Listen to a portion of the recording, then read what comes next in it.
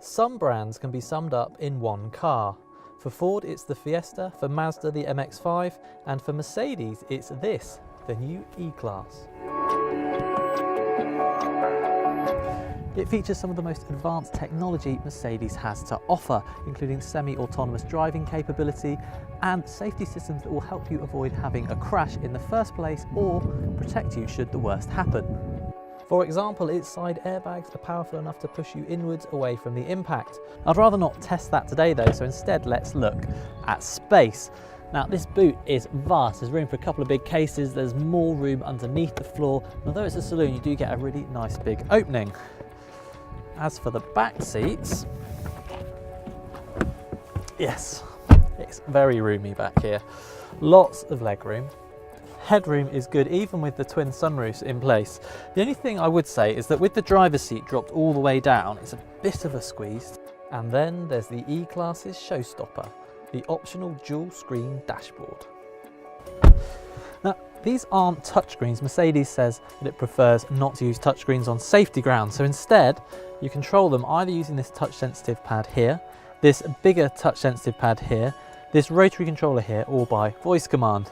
Now, as you might guess from the sheer number of ways there are of controlling the system, it's not always the most intuitive to use. Having said that, with time you do get used to it. There are some shortcut buttons down here, and failing all else you can do what I did this morning, plug your iPhone in and use Apple CarPlay.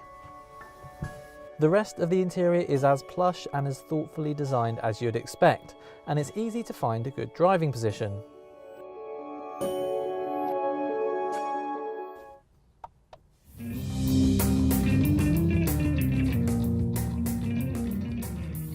The big news here is that the E-Class is the first Mercedes to feature the company's new 2-litre turbo diesel engine.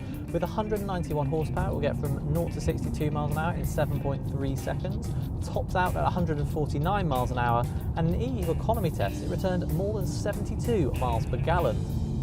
You'd need to be taking it seriously easy to get a figure like that though.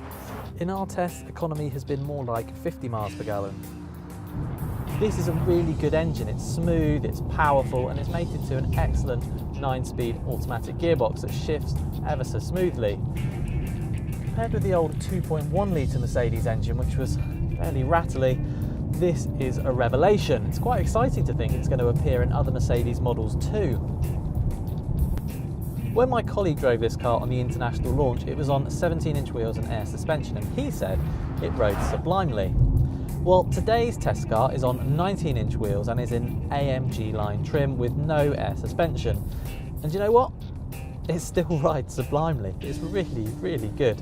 It's not that you don't feel bumps, but it rounds off the edges ever so well. It's a really, really nice car to drive and the most comfortable in its class.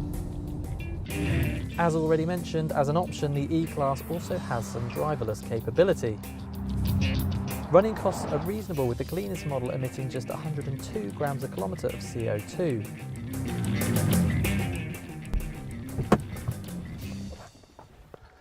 Do be careful though with how much you can end up spending on optional extras. This car's got £1,700 worth of safety systems, another £3,700 on adaptive LED lights in the twin sunroofs, another £1,500 on in-car entertainment, and £500 on the digital dash. And that's not everything. Beware, these things can add up. The range starts from £36,000, but it's easy to add more than £10,000 to that.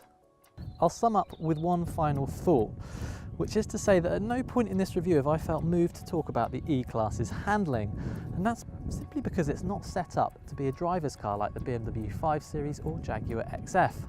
Now, if you want something that's smooth and comfortable and sophisticated, then the E-Class is ideal, but if you want something with great steering and an involving chassis, then you're going to have to look elsewhere. If you're considering buying a Mercedes E-Class, then you should also read our review of the BMW 5 Series up here, the Jaguar XF up here, go down here to see about the Audi A6, here to subscribe to our YouTube channel, and here to read the full Mercedes-Benz E-Class review.